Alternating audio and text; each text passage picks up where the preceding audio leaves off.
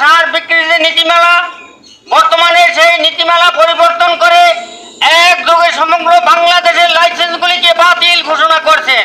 খুচরা সার বিক্রেতা আইডি কার্ডধারীদের বহাল রাখা এবং টিও লাইসেন্স ও সার সংক্রান্ত নীতিমালা 2025 সংশোধনের দাবিতে মানববন্ধন ও স্মারকলিপি প্রদান অনুষ্ঠিত হয়েছে।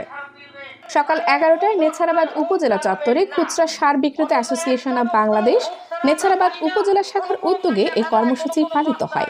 45 কেজি হয়।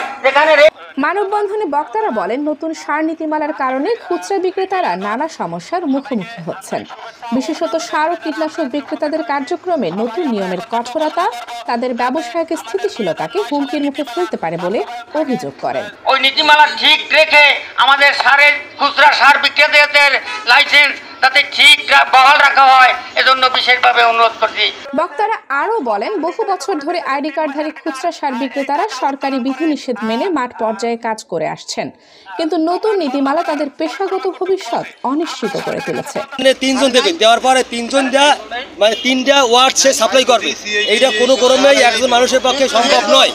কারণ যেহেতু আমরা যারা খুচরা ডিলার যারা ওয়ার্ডে যারা আছি তাদের পক্ষেই সম্ভব, কারণ ওই তারা এইভাবে ঠিকমতো সার বিতরণ করতে পারবে না। মানববন্ধন শেষে সার ব্যবসায়ীরা উপজেলা নির্বাহী কর্মকর্তা বরাবর তাদের দাবি দেওয়া উল্লেখ করে একটি স্মারকলিপি প্রদান করেন।